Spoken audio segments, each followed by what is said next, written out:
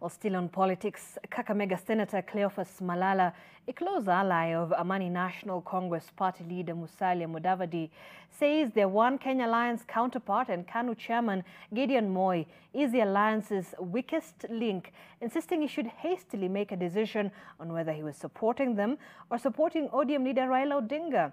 Malala states that the One Kenya Alliance, especially his NC party, cannot work with Raila again. And TV's senior political affairs reporter Gideon Moi tells us of the widening rift in OKA.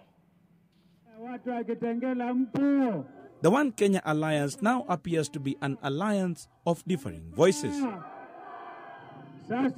A few days ago, Kakamega Senator Cleophas Malala said ANC would walk out of OKA if it does not decide on a presidential candidate by December.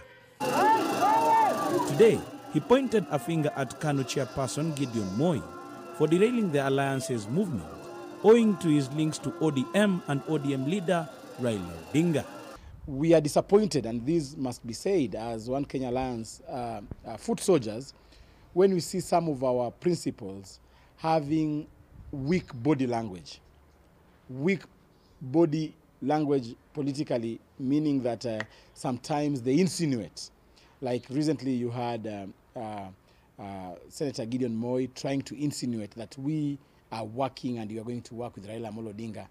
Malala, who enjoys close ties with his party leader Musalia Mudavadi, says the dalliance between Gideon Moi and Odinga is now getting out of hand and affecting his performance in their matters. We made the brave step of moving out of NASA to come and form One Kenya Alliance. We want to challenge our brothers in KANU, move out of Jubilee, come and concentrate in One Kenya Alliance, because you cannot exist in two coalitions at the same time. The statements further muddy the waters in the alliance, which has had the headache of deciding who among the principals will be the coalition's flag bearer in the general election. One Kenya Alliance is a viable idea when we are together. But the moment we start contemplating and thinking that we are going to be a branch of Raila Odinga in ODM, then we weaken the entire plan, we weaken the entire strategy of bringing Kenyans together. A technical team set up to draw up the formula of selecting their presidential candidate finished its work and presented its recommendations to the principals.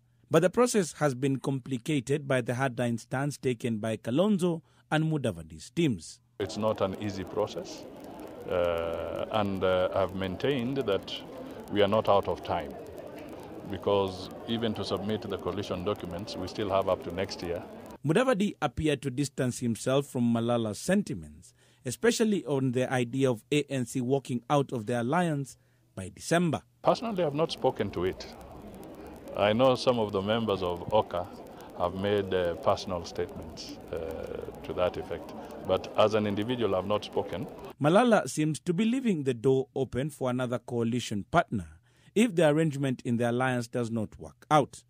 But he rules out joining hands with Raila Odinga one more time. We cannot again pull out of NASA because of the reasons well known to Kenyans, and then later on, 2, 3, 4, 5 months down the line, we are taken back to the same organization. We have said as ANC that we are not interested in going back to that abusive marriage in the name of NASA, and therefore Raila Odinga is not part of our options. Sources tell NTV there may be moves this week to realign things within OKA if a meeting called to resolve outstanding issues does not bear fruit. Gideon Moi, NTV.